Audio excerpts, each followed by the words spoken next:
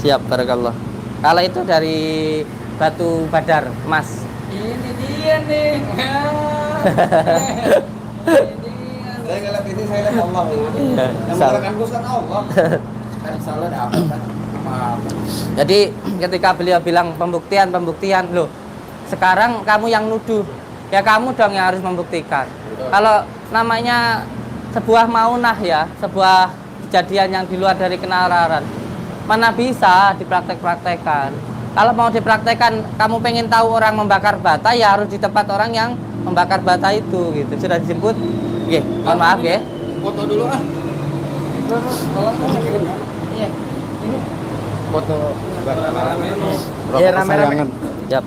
Rokok kesayangan. Siap, barakallah.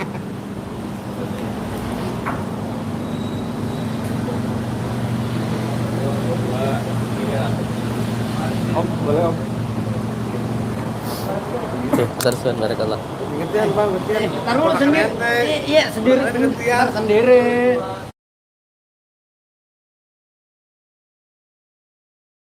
Tidak maaf bang. Kan sekarang kita di foto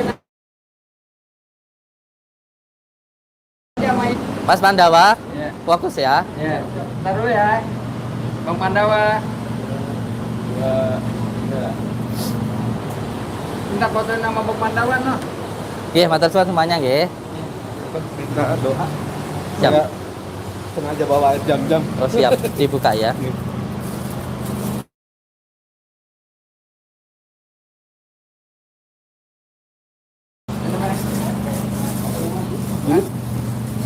A'udzu billahi minasyaitonir Bismillahirrahmanirrahim. Ya Allah ya Rahman ya Rahim. Mohon ridha dan manam ya Allah.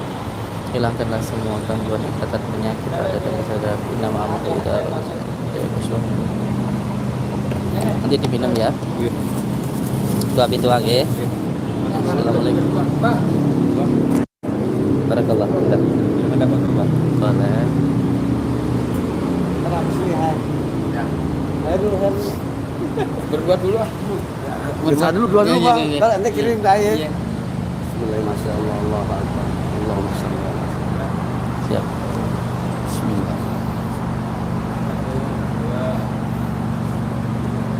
Atur sini pak. Siap. Barakallah. Siap. Siap. Barakallah. Bang, aneh meminta kobil tuh sholawat nurijatinya bang. Siap. Ya, diamalkan ya. Iya. Dengan izin Allah, diamalkan salawat wiridatnya kan Allah. Oke, monggo. Kobil itu. Kobil tuh. Barakallah. Ya, sehat selalu barakallah. Tapi doa.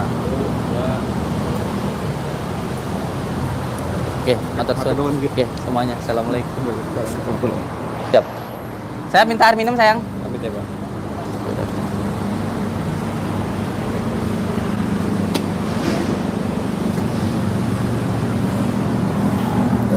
Assalamualaikum. Alhamdulillah. Percaya dengan ini silahkan, tetapi yang penting jangan saling menjatuhkan, jangan supaya kita itu kelihatan baik harus menjelekkan orang lain, itu nggak perlu. Jangan karena kita itu pengen berdiri lalu menjatuhkan orang lain. Jangan sampai ketika kita ingin terlihat bercahaya lalu mematikan cahaya orang. Itu tidak perlu. Itu sifat-sifat seperti itu adalah sifat kerdil. Sifat-sifat seperti itu adalah sifat-sifat yang hina. Ketika kita baik di mata Allah sudah, yang penting kita lakukan yang terbaik yang bisa kita lakukan. Tidak perlu risau dengan pandangan orang. Karena kalau kita masih risau dengan pandangan orang, berarti hati kita belum benar-benar tertuju kepada Allah. Nah ini repot ya ketika kita bilang Allah, Allah, Allah, lalu hati kita masih risau dengan pandangan orang, ini nanti nggak akan bisa sampai kepada Allah. Makanya ketika kita berbuat baik, nggak hanya cukup dengan kebaikan di situ. Di situ juga kita harus berjalan dengan penuh keikhlasan itu. Karena setiap orang yang berbuat baik akan diuji dengan kesusahan. Kamu baik sama orang tuamu, baik ya sudah, baik-baik saja. Masalah orang tua baik atau enggak, itu urusan orang tua dengan Allah. Tetapi kewajiban kita kepada orang tua, itu harus berbuat baik. Kita baik kepada tetangga kita, ya kita baik, harus baik.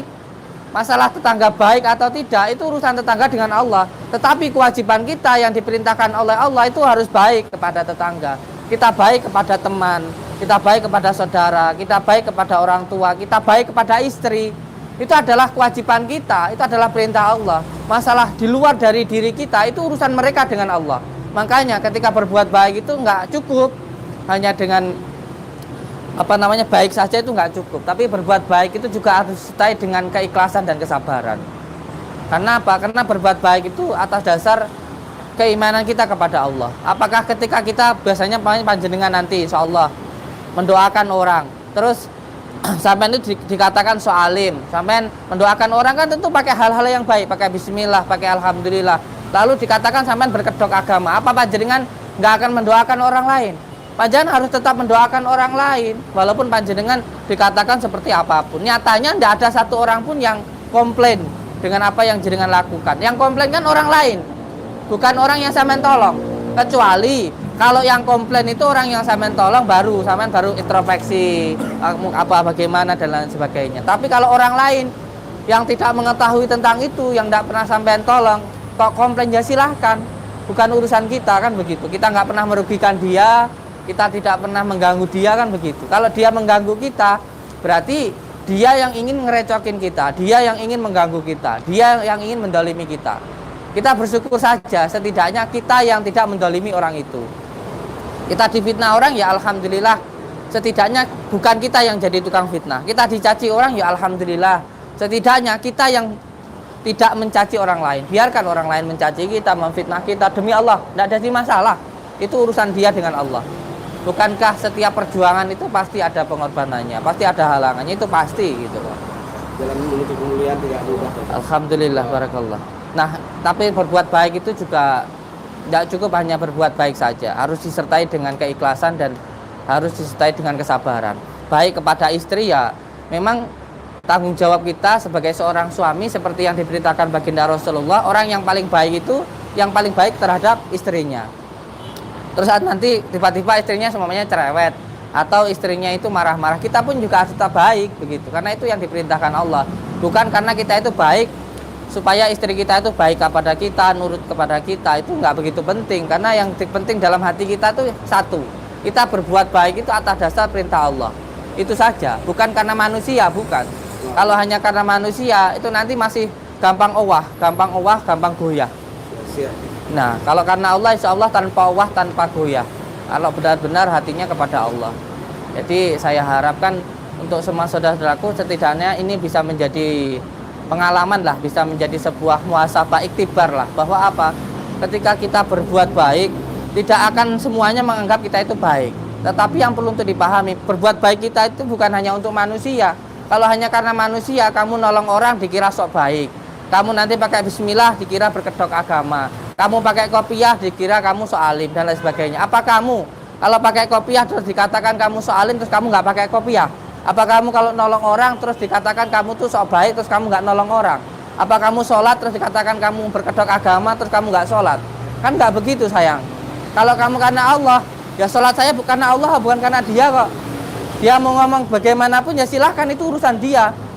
Dia mau dolim, mau ngomong, menghina, mencaci, membuli, itu urusan dia kok. Yang penting saya melakukan apa yang memang harus saya lakukan. Kalau ada orang datang minta didoakan, terus kita doakan, terus orang lain menganggap kita melakukan penipuan, ya itu urusan dia sama Allah kok, bukan urusan kita kok. Yang penting kita sudah istiqomah melakukan apa yang harusnya kita lakukan, itu saja. Dan ada beberapa hal yang dianggap itu melakukan penipuan. Sekarang saya tanya, ada nggak yang merasa saya tipu? Kan begitu. Loh, nyatanya orangnya sembuh kok, gitu loh. Kalaupun sembuh, kalau tidak sembuh pun juga bukan berarti menipu. Bagaimana orang yang datang ke dokter, terus tiba-tiba berobat, habis puluhan juta, ratusan juta, terus nggak sembuh? Apa dikatakan melakukan penipuan? Dan namanya alternatif itu boleh menggunakan apapun sayang. Saya pernah berobat ke tempat kiai saya. Waktu itu saya diobatin dengan menggunakan sebuah media. Saya kira itu adalah sebuah pusaka. Ternyata apa? Tele ayam. Dan alhamdulillah itu sembuh. Namanya alternatif itu namanya darurat. Obat itu makfu. Dengan berbagai macam model apapun tidak masalah. Saya mengobati orang kadang pakai sandal jepit, kadang pakai sapu lidi. Saya ngobatin orang kadang cuman dengan bahasa kata-kata yang baik. Saya bisanya bismillah ya bismillah, saya bisanya alhamdulillah ya alhamdulillah. Ya kalau sembuh itu izin Allah. Kalau tidak sembuh, ya berarti terus berdoa. Karena saya sering menyatakan, saya tidak bisa menyembuhkan orang. Demi Allah, saya tidak bisa menyembuhkan orang. Wong saya ini hanya seorang hamba. Hamba itu bisanya ya hanya berdoa. namanya hamba itu hanya berdoa, yang menentukan itu Allah. Kalau sarananya bisa apa saja, bisa apa saja sarananya.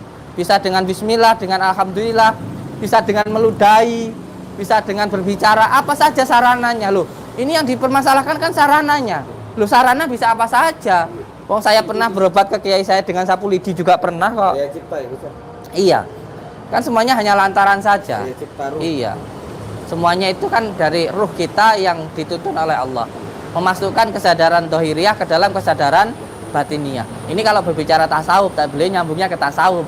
Terlalu ketinggian, nanti orang awam nggak bingung kalau masalah tasawuf. Abah.